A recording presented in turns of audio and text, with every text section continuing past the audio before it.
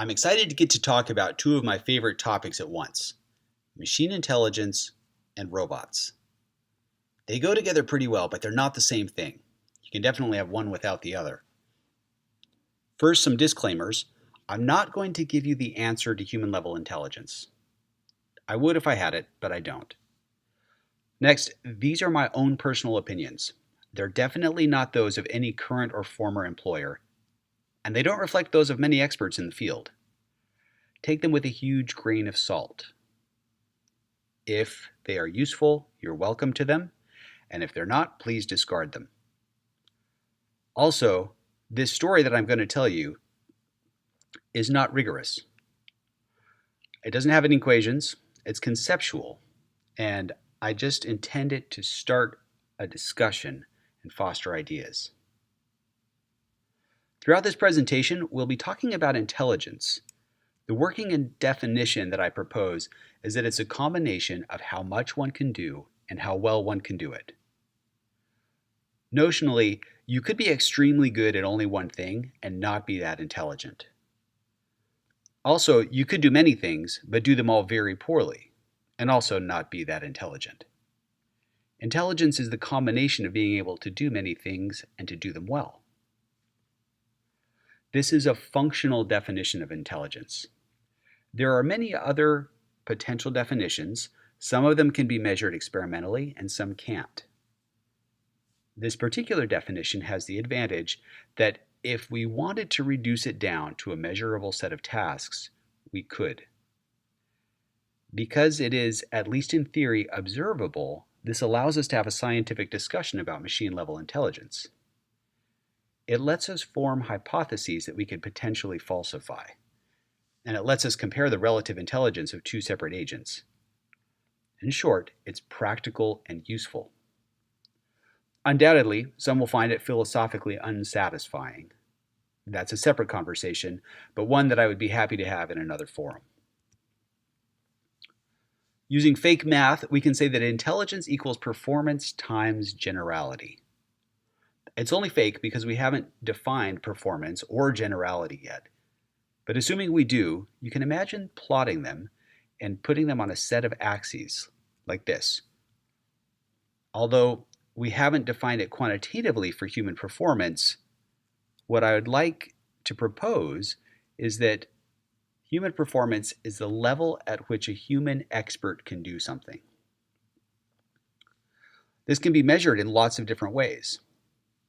It can be error rates, or the time required to execute a task, the time required to learn a task, the number of demonstrations required before one learns a task, the amount of energy expended when one performs a task, the subjective judgment of performance from a panel of human judges, the speed that someone does something. There are many aspects of performance, and I'm not going to try and specify or quantify them all here. I only list them to illustrate that we are considering performance in a broad sense.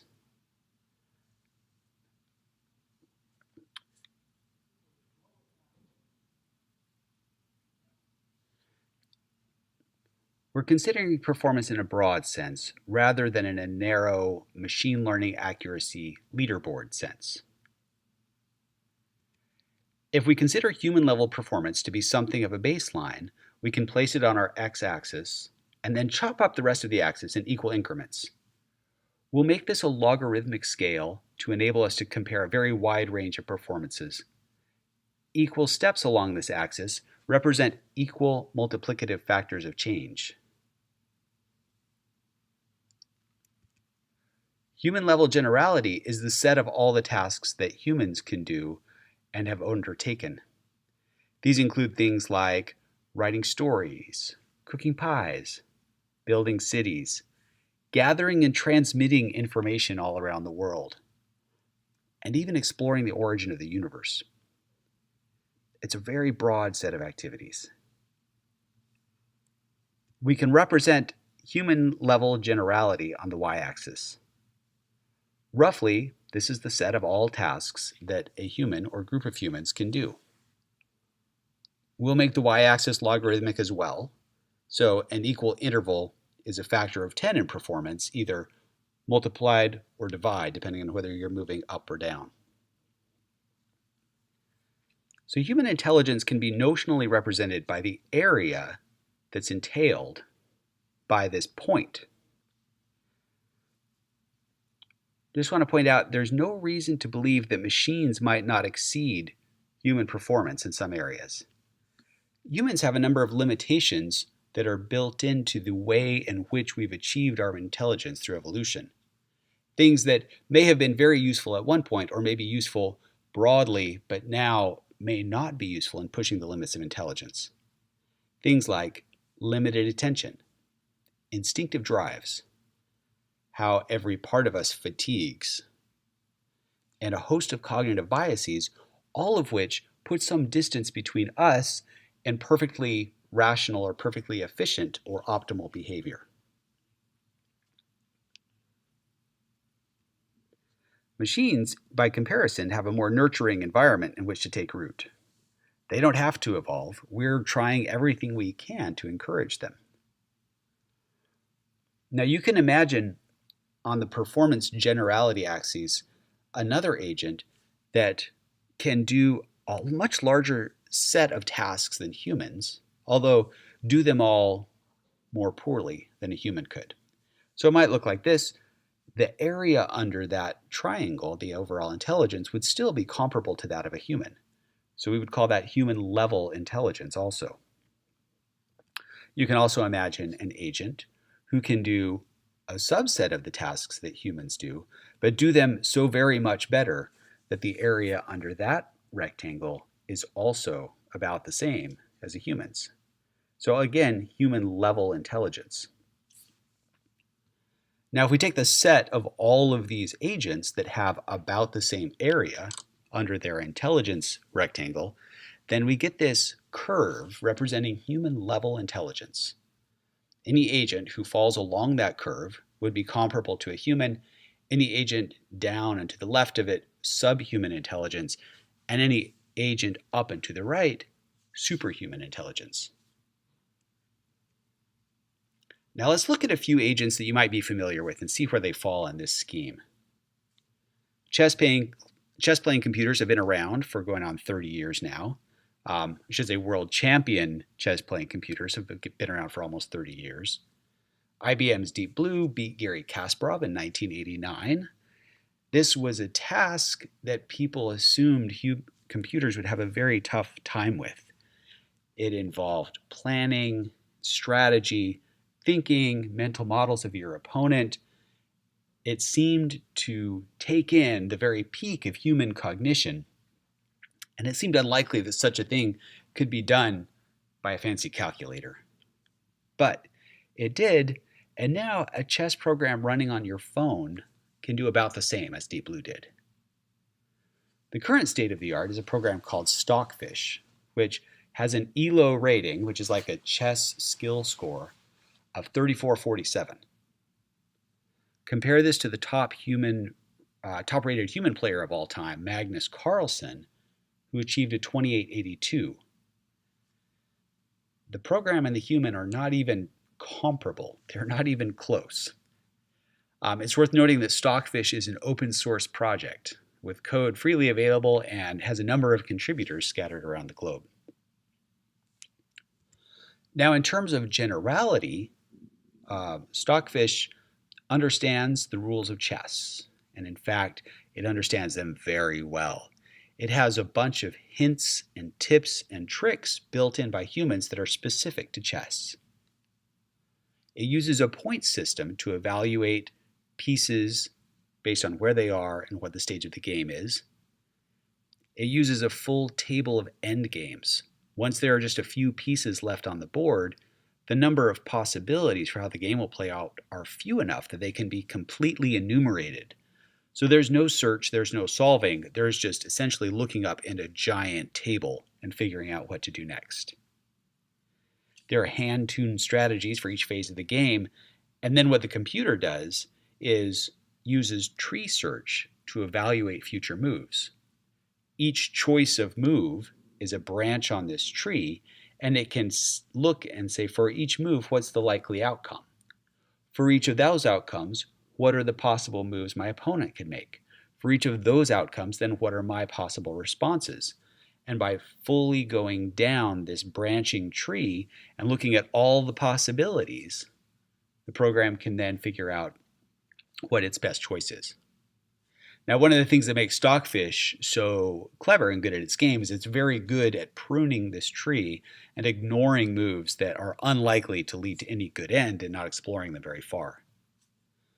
But all told, this program is pretty useless at anything that is not chess. It is the opposite of general. So on our plot, we would put chess well above human level performance, but also very low on the generality axis. Now, compare that to Go, also a board game. If you're not familiar with it, there are 19 by 19 grid, and opponents take turns placing white and black stones. The rules are actually in some ways simpler than chess. At each turn, you pick a junction on which to place a stone. Now, the strategy, however, some argue is even more complex and, more importantly, more subtle. It's what is undoubtedly true is there are more possible board configurations. Where chess has an 8 by 8 board, Go has a 19 by 19 board. Where each piece in chess has a small prescribed number of motions, any stone in Go can be placed on any open junction. So when doing a tree search, the number of moves explodes much more quickly than in chess. Now, despite this, 2 years ago already, AlphaGo, a program built by researchers at DeepMind, beat Lee Sedol, a professional 9-dan player. Professional 9-dan would put him in the all-stars of the Go world. A later version, AlphaGo Master, was clocked with an ELO rating of 4858. Compare this to the highest rated human player, Park Jung-won, who's rated at 6669. So not only has Go beaten the best players of the world, but now already by a very healthy margin. Now, as we mentioned, the program understands the rules of Go, or knows the rules of Go, and uses the tree search to evaluate moves. Because there are so many possible board configurations, however, it can't memorize them all, so it uses convolutional neural networks to learn common configurations, and most importantly, it can see patterns that are not exactly repeated but are similar to things it has seen before. This is an important innovation, and we'll come back to convolutional neural networks in a few minutes. It also uses reinforcement learning on a library of human games to learn which moves are good. Reinforcement learning, in very straightforward terms, is looking at a configuration, an action, and the outcome, and learning the pattern. For a given configuration, if I take action A, good things happen. If I take action B, bad things tend to happen. After I learn those patterns, the next time I see configuration A, I can take the action that leads to good things. So using reinforcement learning on a library of human games then kind of bootstrapped AlphaGo and let it learn from the history of human play and human insights to get started. But like Stockfish, it's useless at anything that's not Go. So while it has a few tricks that allow it to be more general, it is still very narrow in its applications. So on our plot, we might put it here. Again, far exceeding human level performance, but still very low on the generality axis. Now let's take a jump to a different category entirely. Image classification. There is a wonderful data set called ImageNet, which has many thousands of images classified by hand by humans into 1,000 predefined categories. These categories include household items, cars and doors and chairs. It includes animals, giraffes, rhinoceroses. It also includes, for instance, many different species of dog. So it's not a trivial thing to take an image and accurately categorize it. And in fact, a typical human score on this is about 5% error. About 1 out of every 20 images, a human will classify incorrectly. So it's a tough task. In 2011, there began a large-scale visual recognition challenge in which teams got to put together their algorithms for classifying these images. And in 2011, the very best one got 26% error. So about 1 in every 4 image was wrongly classified. Still, 3 out of every 4 was correct, which was pretty amazing performance. Each year, this error rate decreased by close to half, which is an amazing rate of progress. Finally, in 2015, the error rate got lower than human. So we had a computer program classifying images better than a human does. Now, in 2017, one of the more recent competitions, more than half of the teams got fewer than 5% wrong. So now machines are routinely beating humans at this task. Pretty impressive.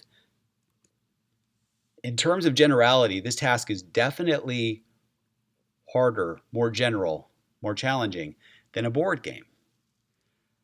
There are more variations, more possibilities. And to get at it, it uses convolutional neural networks, which are a deep neural network architecture specifically designed for finding patterns in two-dimensional arrays of data, like pixels or squares on a chessboard or on a Go board. They're very good at finding patterns that could be visually represented. This is good, but it has been shown to break easily outside of the set of images that you train it on. To give an example of this, if you look at the images on the right in the left-hand column, we see soap dispensers, praying mantis, a puppy. These are all images that were correctly categorized by a convolutional neural network. With the addition of a little bit of distortion, shown in the middle column, which you're seeing that correctly, it's just a little bit of noise, but the gray is no change at all. You get the images on the right. Visually to us, they look identical or very similar. You might be able to see a little bit of warping and distortion there. But for whatever reason, convolutional neural networks confidently predicted all of these to be ostriches. So this is not to say that they are not powerful and good, but they see something different than we are seeing. They are not learning to see in the same way that we see.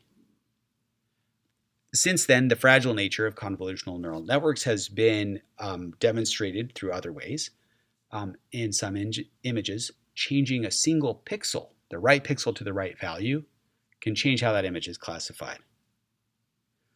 Others have found that you don't even have to go into the digital domain. You can take carefully designed stickers and affix them to something and have that object be confidently classified as a banana, whatever it is. And in my favorite demonstration, a physical plastic turtle was rotated, and from every direction, the convolutional neural network confidently predicted that it was a turtle. Then, after just repainting a different pattern, not symbolic or representative of anything, but carefully chosen, that same convolutional neural network categorized it as a handgun.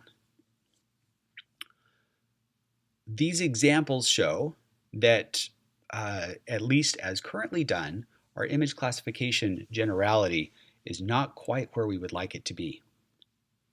So, definitely higher than human performance, but classifying ImageNet is a much narrower task than it might appear on the surface. So we'll put it pretty low on the generality axis. Now, here's a really fun example, video game performance. So again, the folks at DeepMind put together deep Q learning or deep reinforcement learning architecture to play video games. We'll talk about more about what that is in a second, But what they did is they took 49 classic Atari games and let the algorithm just look at the pixels and make random moves. And the algorithm didn't know if this was supposed to be a move left or a move right or a jump or a shoot. It just took moves and then used reinforcement learning to learn from the outcome and then learn this pattern of, oh, when I see this and I do this, either something good happens or something bad happens or something neutral happens. After doing that for long enough, it learned the patterns that let it choose the right thing to do. And in 29 of these 49 games, it did at or above human expert level play. And that was super impressive. So this is not just looking at a picture and saying this is a cat. This is looking at a picture in the moment and saying, for this particular instance, the right thing to do is jump. And then by jumping, that changes the image and then having to respond to the new configuration and doing that again and again and again and doing this better than a human. Now, the other part of this is there were 20 games then at which it did more poorly than a human. So after using convolutional neural networks to learn the pixel patterns, for which this is perfectly suited because the pixels are big and coarse, there's no noise, they don't change, the patterns are clear, so what the algorithm is seeing is very close to what we as humans see. And after using reinforcement learning to learn what actions to take in each situation, 20 of these games it wasn't able to match human performance on. And the pattern among those games is they tended to require longer term planning. One of them was Ms. Pac-Man. And if you've ever played that, you know you're trying to eat all the dots in a maze while avoiding ghosts who are chasing you. It involves planning routes out several turns ahead, anticipating where ghosts are going to be. A lot of things that you can't get from a single snapshot and without thinking ahead several steps. In its current state, this algorithm didn't do that. And in fact, the game that it did the poorest on, a game called Montezuma's Revenge, required much more extensive planning, going to one location and grabbing an object so you could go to another location and open a door, and the computer just was not able to make those connections. So we'll add video games to our plot here. Again, more general than image classification. There's more going on. The task is broader, and performance is about human level. Now you may notice a pattern here. These fit roughly into a line or a curve, and we'll see this pattern continue. Looking at machine translation, taking text and changing it from one language to another. If you've ever gone to an online translator and typed in a phrase or copied a phrase from a language you weren't familiar with to one that you were, you will probably notice that the translation is surprisingly good at getting some of the sense, which is, even 5 years ago, was complete science fiction to be able to do this in a reliable way. You'll probably also notice that the result is nothing that a native language speaker would ever be likely to say. So it's okay, it's definitely in the right direction, but it's far from perfect. Now, what's really impressive to me about this is that the state of the art in language translation takes over 100 languages, and instead of having specific models to translate from each language to each language, all of these languages are translated to some uber intermediate representation, which is then able to be translated back into any one of these 100 plus languages. So an all-to-all language translator. So the sheer scope of that is really impressive. Now, in order to do this, it uses long short-term memory, LSTM, which is a neural network architecture, and it actually uses several deep neural networks in concert, one to carefully ignore parts of the input, one to choose what to remember, one to choose what to forget, one to choose what to pass on. There's quite a bit of computation involved. And This architecture uses several levels of those even.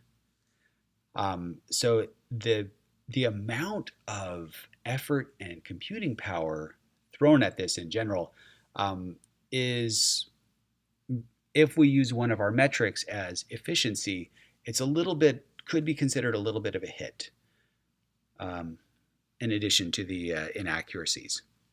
It is worth noting that this uses an attention mechanism. So I called out attention earlier as a possible limitation of human performance, but it also proves to be a really useful tool when dealing with a massive amount of information, too much to look at in depth. And so by pre-filtering and focusing down on what's most likely to be helpful, then an algorithm can be much more efficient in how it handles it. So for machine translations, amazing performance, still short of human. And for the wildly ambitious scope, it gets a little step up on the generality axis, a little bit of a hit on their performance axis. Translation is still a very small part of all the things that humans do, but I would definitely say this is more general than playing video games. Now, looking at recommenders. So if you think back to your last experience with an online retailer, probably the recommendations that you got were maybe 1 in 10 was really, really relevant. Some of the others were close but near misses, and some of the others were obviously way out in left field. So this is still pretty good. Like, this is a tough task. If you can imagine, like, back when there were video stores, going to a video store with your friend and trying to guess what your friend, even a friend you knew very well, would want to watch on a given night, you would be hard pressed to do better than like 1 in 3 or 1 in 4. So, 1 in 10 is not terrible, just ballpark. It's common to assume among these algorithms that order doesn't matter. So it just looks at everything you've ever bought today, yesterday, last year, and it doesn't think about how these things are related, or how many you might have, or how many you might need, or how something that you bought previously might be related to what you might need tomorrow. It just looks at what people have bought in the past, what they've bought together. It also doesn't adapt to the fact that your selections might change with time. So even if you bought one jar of mayonnaise a year ago, and then another one 6 months ago, and another one a few months ago, it might not track the fact that your preference has changed. One of my favorite examples of these came up from Jack Rayner, Twitter user, who said, "Dear Amazon, I bought a toilet seat because I needed one. Necessity, not desire. I do not collect them. I am not a toilet seat addict.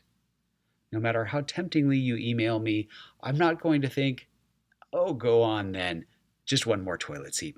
I'll treat myself." So recommenders, they do okay relative to humans. And I would argue that the knowledge of the world required to do really well is pretty deep. So we'll boost it up on the generality scale, but it takes a hit on performance. Now, we get to robots. Finally, something physical bumping around in the world, self-driving cars. Their performance is impressive. Taken overall per mile driven, self-driving cars' accident rates are lower than humans. And this is pretty amazing when you consider all of the things that a car has to deal with. Construction, pedestrians, bicycle riders, changing weather conditions, changing road conditions. They're not perfect, but they're surprisingly good. Now, in terms of generality, there are a few things that make self-driving cars less general than they might at first appear. And in fact, the biggest tricks to making them successful is to reducing the difficulty of the task, and so reducing the necessary generality of the solution. So one of the things that happens is, especially during training, humans still have to take over in some challenging situations. When the human gets uneasy or the car signals it doesn't know what to do, then it falls back to the human. And while driving is still a pretty complicated task, it's still very simple compared to, say, walking on rough terrain while eating a bagel and walking a dog who's pulling on the leash. There's a lot more to consider there, and it's a lot tougher than a car who is statically stable on four wheels on a road that's flat and mostly straight and mostly marked, and where the rules are well prescribed. To further simplify the task and narrow the scope of what needs to be learned, self-driving cars' driving style tends to be cautious. They definitely do not tend to speed. They tend to not follow closely or turn aggressively or do anything else that many human drivers do. This is absolutely good practice and should be lauded and is a model for all of us to follow. But what that means is that the raw driving skill required by a self-driving car is in general less than that required by a human. And it should also be noted that solutions are custom engineered for driving. The selection of sensors, the algorithms used to process them, the way everything's put together is not updated on the fly. It's gathered, evaluated by humans, and then very carefully and deliberately, the heuristics, the rules behind how that's interpreted and processed, are then updated and tested and released again. This makes sense for deploying anything that has such a high consequence as a car. But from a machine learning side, it means that the solution is actually not as general as it seems. It's very specific to a given car with a given set of sensors, and sometimes even to a given environment.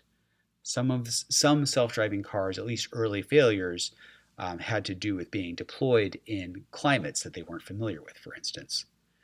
So until their set of training data encompasses all of the conditions in which they will be deployed, they will be even narrower than human drivers. So all these things considered, on the task of driving in general, I chose to rate self-driving cars at lower performance than human.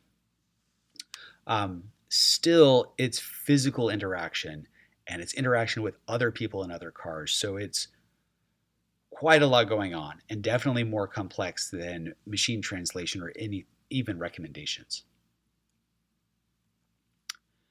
Now, humanoid robots, the apex of cool applications. If you have not yet done it, get on the internet and search for robots doing backflips and check it out. When you see something like this, it is easy to make the jump to believe that robotics has been solved. Like when a robot can do physical feats of acrobatics that I can't do, then, I mean, it's done. I'm ready to call it. And yeah, it's just, it puts a smile on my face that I can't wipe off. Now, in terms of generality, do another search for robots falling down, and you'll be treated to a montage of really humorous shorts of robots trying to do very simple things like open a door or lift an empty box or even stay standing up. And they really struggle with this. Because the systems are so complex, because the hardware and the sensors have so much going on, and because most of these are deployed as research projects, most of these activities are fairly hard-coded and pretty fragile. They make a lot of assumptions about the nature of the hardware, what's going on, the nature of the environment, and if any of these assumptions are violated, the robot's performance fails. So as a result, plotting them here, the generality, in the sense that the types of things that they have experienced taken together as a whole are now getting to be a non-negligible fraction of things that humans can do. Maybe it's 0.1, maybe it's 0.01, somewhere in between, but an amazing set of things that can be quite hard. But performance is still sometimes laughably low compared to human level. We can, compare humanoid robots as agents to humans and see that it's much less. More interestingly here, our trend now is quite clear. There's a fat line here that runs roughly parallel offset from the human level intelligence line. As solutions tend to get higher performance, they also tend to get less general, and vice versa. But it's rare that we get big steps toward the human intelligence line. Now, this is what I think is cool. This is the whole point of this talk. There is one example that I would like to show of this before I jump to the conclusion, which is, again, from DeepMind, a program called AlphaZero. So AlphaZero is like AlphaGo, except everything it knows about Go has been taken out. It doesn't know the rules of any game now. It just sees visual patterns, tries actions, and learns to see what is successful and what's not. The way it was used is, you can think of a brand new AlphaZero instance as being an infant in terms of the gameplay, and 2 AlphaZero infants were created, and they started to play each other.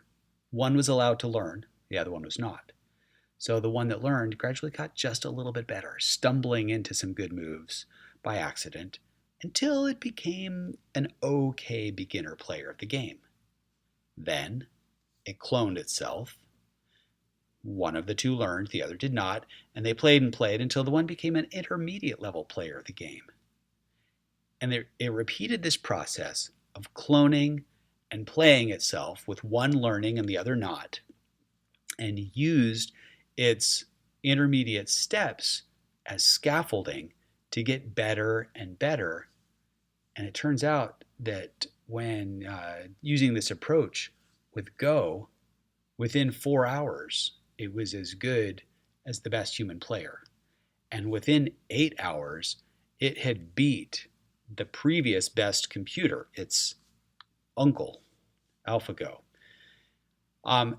Because it did not build any rules of the game, it was also able to learn chess and beat the current best chess playing program, Stockfish, and another board game called Shogi, and beat the current best Shogi playing program as well, all of which beats humans by a wide margin. So this is cool because it does both better performance and it's more general. It's not specific to any board game. And presumably, if there were other board games that had 2-dimensional grids and a set of rules that was not wildly different, it could learn to play those as well. So generality and performance. So what we have now is a point that is both farther to the right, higher performance, and farther up, higher generality than the original that it was from. So this is a real increase in area under that rectangle, an increase in intelligence. This is the direction that we want to go. So it's worth taking a step and taking a moment and thinking about, what is it that allowed us to step in this direction? Well, AlphaZero made many fewer assumptions about what was going on. And it also was able to practice as many times as it needed to through self-play. In general, assumptions are what prevent generality. They enable performance. So if I build in knowledge of the rules of chess, I'm able to take advantage of those much more quickly, but it also prevents me from doing anything that's not chess. So if I turn that around, making fewer assumptions might mean it takes me longer to do something, but it means I might be able to learn to do more things. So some common assumptions. Sensor information is noise-free. We have ideal sensors. That makes sense if we're playing chess. When we sense that a piece is on a given square, we expect that it will be. But if we're dealing with, say, a self-driving car, maybe there's a smudge of mud on the camera, maybe the calibration of the LiDAR is off a little bit, we can't assume ideal sensors when we're interacting with the physical world. There are too many things we can't control for. Another common assumption is determinism. That's when I take an action, I know that it will have the same outcome every time. Again, makes great sense when I have a board game. Makes sense if I'm classifying images. If I say an image is an image of a cat, I know that it will be labeled as a cat image, right or wrong. However, if I'm a humanoid robot and I make an action to reach for a doorknob, the motor might not perform the way I expect. My feet might slip on the ground. I might have unanticipated challenges to my balance. The action may not turn out exactly as I expect, and I need to be able to adapt to this. Another really common assumption, unimodality. All of the sensors are the same type. So this is an assumption in convolutional neural networks, for instance. It's great at bringing in a two-dimensional array of information that is all the same type. It's all pixels, or it's all board squares. A general solution needs not to make this assumption. Another assumption, stationarity. This is a very common one. It's that the world doesn't change. The things that I learned yesterday are still true today. The things that I learned 5 minutes ago are still true right now. Now we have to make some assumptions about continuity. Otherwise, what I learned yesterday doesn't do me any good at all. But we also need to allow for the fact that the world has changed a little bit. Maybe the lubrication in my ankle joint is a little low, so it's going to respond differently than it did yesterday. Maybe there are clouds covering the sun, so the lighting conditions I learned to operate in yesterday have changed as well, and I'll need to be able to adapt to that. Another common assumption is independence, which is the world is not changed by what I do to it. Physical interaction violates this entirely. If I am a robot operating in a household and I bump into a chair and I scoot it 6 inches sideways, then whatever map I've made of that house will need to be changed a little bit. I have changed it myself. If I pick up a mug and move it from this table to that table, I have changed the position of that mug. The things that I do change the world, and I need to keep track of that. And any algorithm I use needs to be able to account for that. Another common assumption, ergodicity. Everything I need to know about how I operate, I can sense right at this moment. This is a common assumption, also known as a Markov assumption, but it's also commonly broken in physical interaction. For instance, if I can sense position, that's great, but that doesn't tell me anything about velocity. And sometimes I need to know velocity to know how to respond to something. Another assumption that is very common is that the effects of my actions become apparent very soon. This is something that does not hold true, for instance, in chess, where the opening move will affect whether or not I win many, many time steps away. There are different tricks for handling this in chess, for instance, assigning point values to intermediate positions of pieces on the board. But in physical interaction, it's much more difficult to do this, to know that given a set of actions that I take right now, which is most likely to result in something that's desirable 5 minutes from now or a day from now. All of these assumptions are very common in the algorithms currently being used that we call AI. These algorithms are not sufficient for achieving human-level intelligence. These assumptions will prevent them from doing that. So one thing that all of these assumptions have in common is that they do not hold when you're working with humanoid robotics, or in fact, any robot that's physically interacting with the world.